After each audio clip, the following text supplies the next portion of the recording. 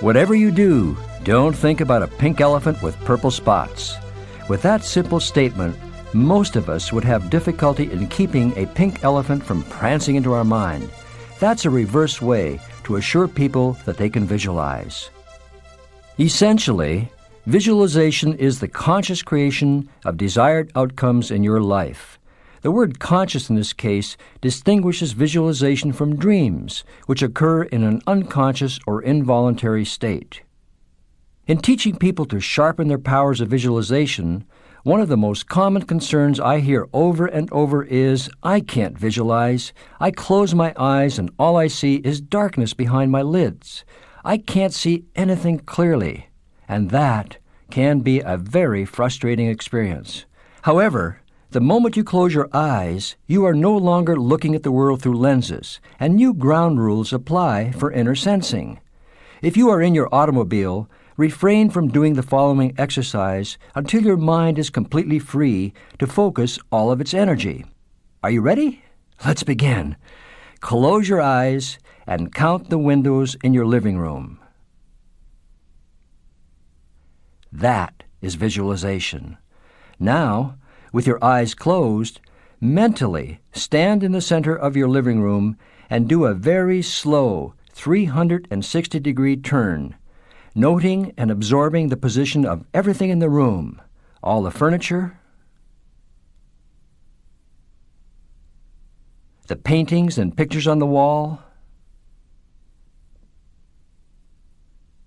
lamps, objects d'art, knickknacks.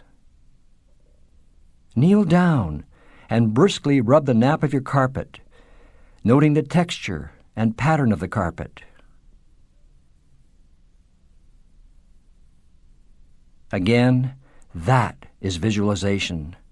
Did you surprise yourself at how easily you saw or sensed everything? An important distinction to make in improving your visualization abilities is to understand the differences between visualization and imagery. Visualization is sensing or seeing with your inner mental eyes. Imagery, on the other hand, does not rely on just visual imaging. You may have auditory imagery, such as hearing yourself make a sales presentation. Kinesthetic imagery, which are thoughts you can feel or touch, such as running your fingers up and down a long icicle. Sensing the coldness, texture, and little bumps on the icicle. Olfactory imagery, such as smelling the odors in a barnyard. And gustatory imagery, like putting a cinnamon stick onto your tongue to evoke taste sensations. Approximately 65 to 70% of the population are primarily visual thinkers. 20% are kinesthetic, in that they feel images in their body, and 10% or so are auditory, translating much of their sensory experience into thoughts and sounds.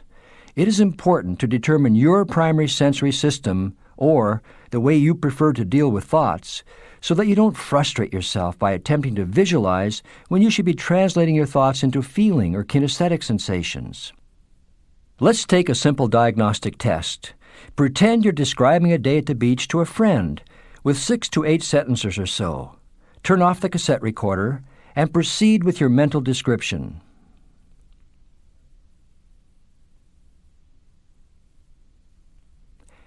If you describe the colors of the sky and clouds, the undulating movement of the waves, a sailboat silhouetted against the sky, and so forth, you are probably primarily a visual thinker. If you emphasize the texture of the sand against the soles of your feet, the warmth of the sun on your body, a gentle breeze keeping you cool, and the feelings of relaxation and inner peace that being at the beach creates in you, you're probably a kinesthetic learner. Of course, if you focused on the sounds of the waves lapping up on the shore, seagulls squawking in the background, and a radio playing music nearby, your favorite sense is probably auditory. We all have a dominant or favorite sense, which is backed up by a secondary sense. For people who can't visualize or who say, I can't hear a sound in my head, there are remedies. To improve your imaginative abilities, begin with your primary connection to the world. If you are a kinesthetic toucher and feeler, Imagine running your hands up and down the bark of a tree. Once you've tuned into your kinesthetic sensing, bring other senses into play. Listen to the sound your hand makes on the bark. Then, look for little ants crawling and maneuvering in the crevices and ruts of the bark. Put your nose up to the trunk and smell. If there's a little bit of sap on the tree, mentally taste it. There is an increasing body of evidence from brain scientists that the more senses you can engage, the more of your brain you use, the denser the wiring of your brain. Your brain cells develop thicker stems, or axons, and more complex connections between the cells, or synapses. At the University of California, neuroscientists used a radioactive imaging technique, or PET scan, to look at the brain activity of people while they were solving problems. The better performers, or those who appeared more intelligent, had more complex wiring, but expended far less energy in problem solving. In other words, while doing your imagery work to attain goals, don't use just your favorite sense. Bring all senses into play, even though it may feel uncomfortable to use your kinesthetic sensing. Imagine or pretend using all senses, and you'll both increase the density of the wiring in your brain, and your mental programming will be much more powerful.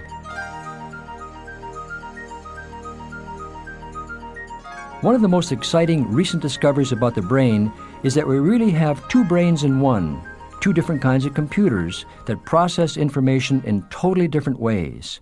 The left brain in right-handed people processes information that is logical, intellectual, analytic, linear, and verbal.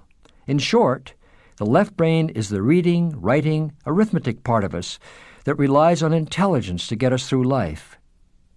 The right brain, on the other hand, is nonverbal, creative, musical, and emotional. It is the intuitive part of us that makes non-logical but generally accurate decisions, and it's the part of us that sees patterns or the big picture all at once. It's involved in most visualization activities and operates more from wisdom than intelligence. Most preschool children of all cultures are vivid visualizers until they start school, which emphasizes reading, writing, and arithmetic. These are all left brain functions. Since our educational system and society are primarily left-brained, through disuse of the right brain, we begin losing abilities that were quite natural for us at one time, and that leads to the notion, I can't visualize. But that can be changed with practice. Your left brains are probably wondering at this point, well, what actually happens during visualization? First, there is a shift from left brain to right brain dominance, since imaging is basically a right brain skill. Second, there's a shift in our nervous system from the sympathetic nervous system, which is high arousal and prepares us for the fight or flight response or high energy active thinking, to the parasympathetic nervous system, which is low arousal and prepares us for relaxation and low energy activities. Imagery is the natural language of the right brain, and of importance for our purposes, imagery also produces a marked openness to suggestion. In other words, as you shift to right brain dominance, you move further away from the left brain critic, which might say things like, "This is crazy. Making mind pictures can't possibly work," thus eroding your confidence and belief in the process. Another shift that takes place during visualization is a shift from cortical to subcortical functions, a shift from more conscious to subconscious states of mind. How does this affect your visual programming?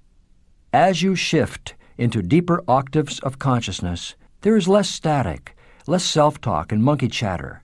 Thus, with less interference or mental noise, your imagery and supporting suggestions will easily be received by your subconscious, and your imagery will not be tuned out by the static. I cannot emphasize the role of relaxation enough in doing imagery work.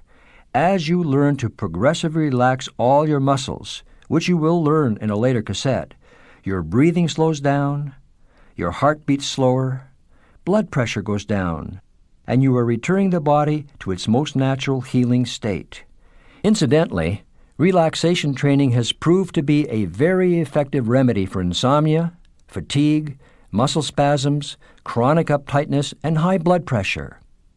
Another important reason for combining relaxation with imagery is that you create a different brainwave pattern that not only improves visualization, but provides more energy or power coming from deeper structures of the brain.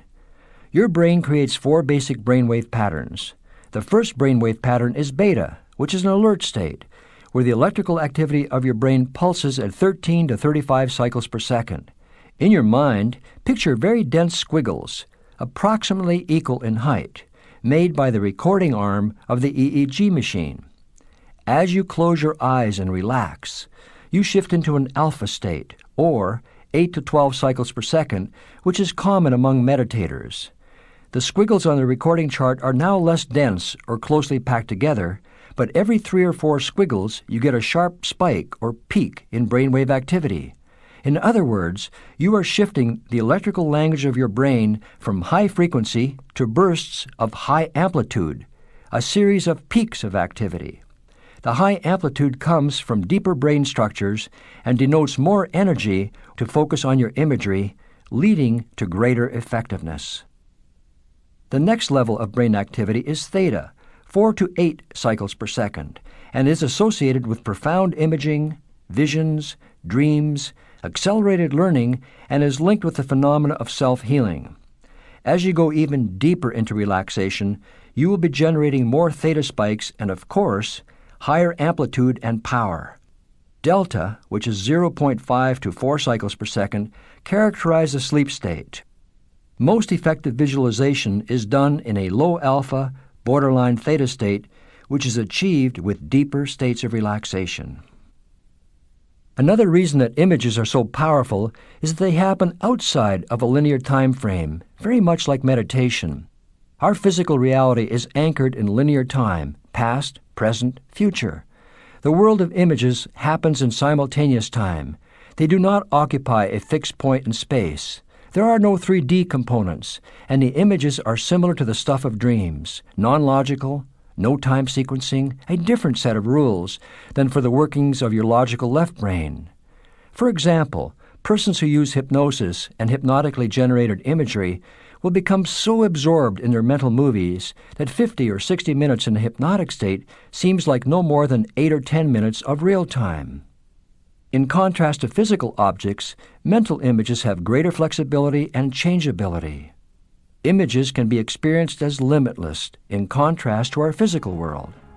By freeing our imagination from the grip of time, it increases our willpower and the ability to explore the furthest limits of our being. Images are the growing tip of change. There are 5 different kinds of imagery. 1. Spontaneous. 2. Induced imagery. 3. Concrete and/or abstract imagery. 4. General versus specific imagery. And 5. End goal versus process imagery.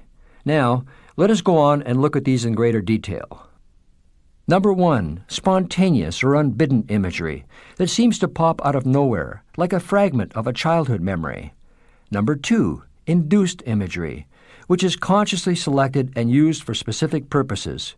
For instance, visualizing a sold sign on a piece of property you wish to dispose of. Number 3. Concrete and/or abstract imagery. For example, one of my patients used both kinds to help him stop smoking. His abstract image was the universal symbol of a red circle with a red bar slashing through a lit cigarette, and his concrete images were picturing his lungs as pink and healthy, and his completing a 5-mile jog feeling energized and joyful, rather than breathless and tired. Number 4. General versus specific imagery, again in a healing context. See yourself as optimally healthy, energetic, and brimming with vitality. Specific imagery might be visualizing a broken bone mending quickly and all the supportive muscle tissue regaining bulk and strength. Number 5. End goal versus process imagery. An end goal image could be picturing yourself winning the golf tournament, holding the cup and posing for pictures. Process imagery for the same goal could be mentally practicing drives, approach shots, and putts over and over, thus improving the skills necessary to the process of getting you to where you want to go. One real estate salesperson friend of mine uses both techniques of seeing himself winning the Salesperson of the Month award end goal picture, and supporting this image with each step in showing the client the property, making the sale, closing, and signing all the documents. Thus, imagery is process made visible. Converting thoughts into mental movies is a much more basic, literal, honest language than words. I would like to provide you with 5 more left brain suggestions for visualizing so that when you begin creating your own waking dreams, you can pick and choose the strategies or techniques that will be more compatible with your own personal psychology. The most common misconception about visualization is that you must be able to visualize with great clarity and vividness to be effective. Actually, vividness of your imagery is not nearly as important as the control of your imagery. To use our golf example again, since you are laying new neurological tracks with your imagery, in mentally practicing your putts, make certain the golf ball goes into the cup each time, rather than barely missing, falling short, or rolling around the rim but not going in. Control is important with each visualization. Secondly, sometimes for whatever reasons, people can see or sense only a fragment of an image. Don't concern yourself if that happens to you from time to time. Sensing just a fragment of your image can trigger a subconscious association or patterning of the big picture, which very subtly brings in and involves more of your senses. Thirdly, the pacing of your imagery is extremely important. For example, with respect to stress, it's been pointed out that if you take a type A racehorse personality and slow them down to the speed of a turtle, you get stress. If you take a type B, easygoing turtle, and force them into zipping along at racehorse speed, you get stress. This is particularly true for visualizing. If you're a racehorse type A visualizer, but slowed down to type B turtle speed, you will get bored and your mind will wander. Discover your own sense of pacing, and you can either take your time mentalizing or images will flow out at kaleidoscopic speed. Both are equally effective depending on your personal psychology. Fourthly, details of imagery are perhaps as important, if not more important, than anything we have discussed thus far. Your subconscious cannot tell the difference between a real event and an imagined event. Details make it appear even more real to your deeper mind and thereby increases the likelihood of a successful outcome. For example, one person was mentally programming a promotion that involved moving to an office in a different building. She physically went to the new office she wanted and spent over 15 minutes absorbing every detail possible. Back at her office, during lunch, when she took 10 minutes off to do her imaging, she sensed herself walking up to her new office, pausing outside to look carefully at her nameplate, even down to the little brass screws that attached her name to the door. She even noticed little markings and scratches on the wooden door, feeling the weight of the door as she pushed it open, sitting in her new leather chair, and listening for the scrunch of the leather as she sat down, hearing a slight creaky sound as she swiveled in her chair. She could even sense the hum of the fluorescent lights. There were fresh flowers on her desk, which she mentally reached over and rearranged, and then smelled them. She then turned inwards to experience her excitement, pride, and bubbly feelings of joy. Details, details, details. Finally, if you have difficulties in visualizing, change your metaphor to sensing your image, feeling it, or imagining what you are programming. One person experiencing difficulties visualizing simply redefined it to mentalizing, and that made it easier for them. If all else fails, pretend you can see your image. That works almost every time. After all, visualization is a kind of pretending that becomes more real with practice.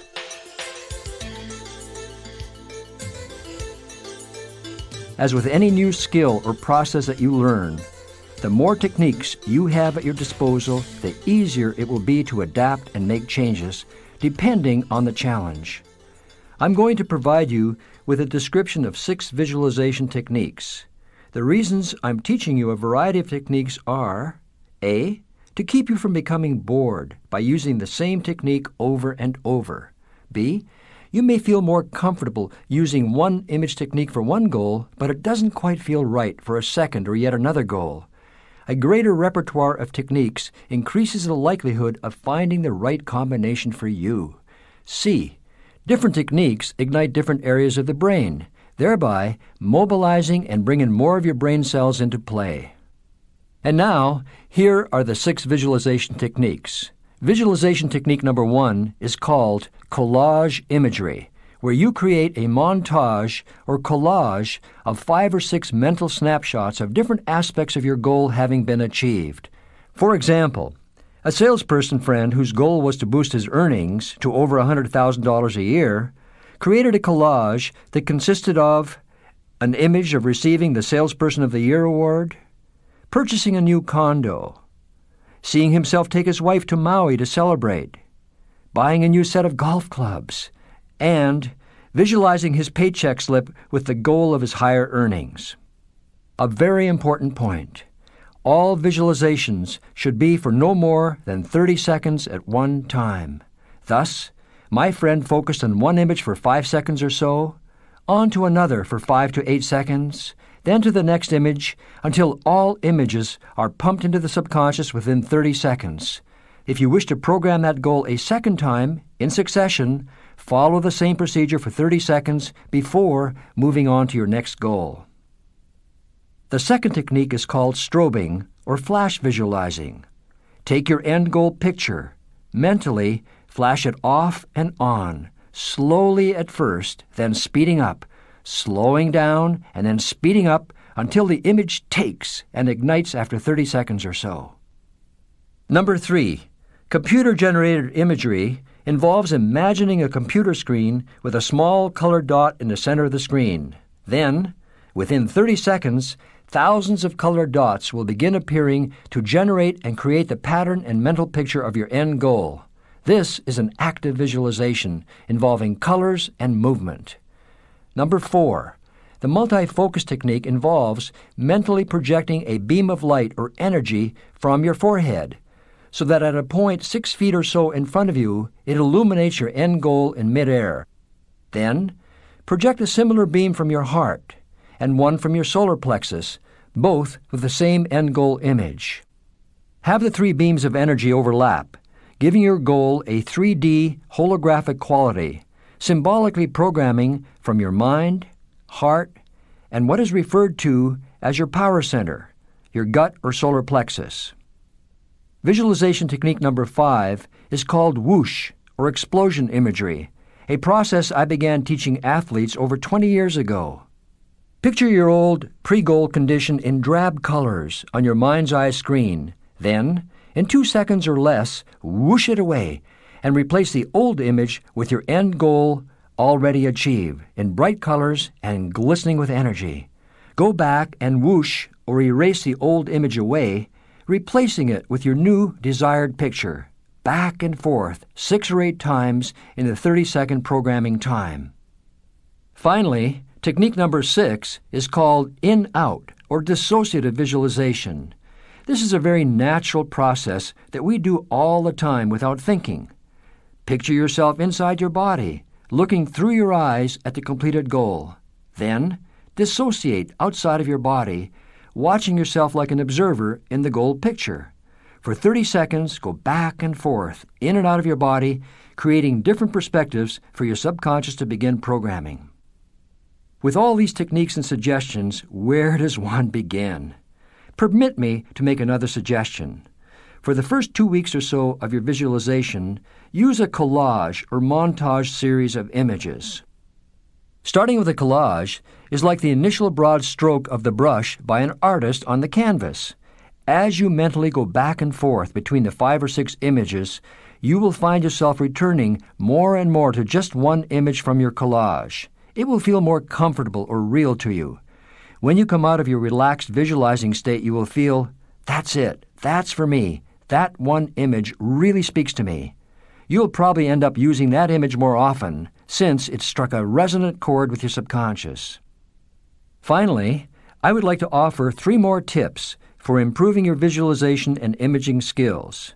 A. As best you can, do your mental programming in an enthused, excited state, as if you have already achieved your goal.